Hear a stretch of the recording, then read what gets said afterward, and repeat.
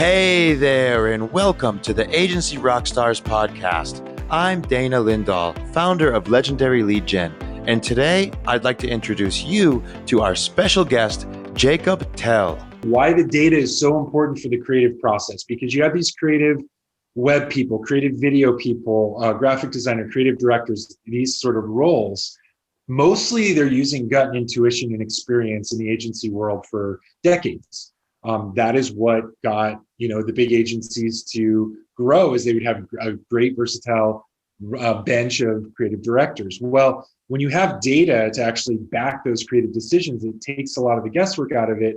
Instead of the client saying, well, I like pink over purple just because of the check writer, we're able to say, well, look what your customers are going to respond to more. One of my favorite anecdotes of this, before we actually had the luxury of backing things with data, was we were creating things with Flash animation back in the day. We're doing these really cool interactive and immersive web presences, especially for the music industry. You'll probably remember days of Flash. And I remember doing this animated sort of introduction to the website for this big record label. And their feedback to us was literally, we had like big gorillas moving around in this jungle scene and all this stuff.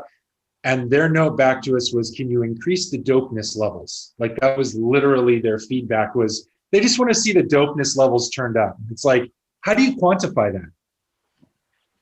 So data is very helpful. Moral of the story.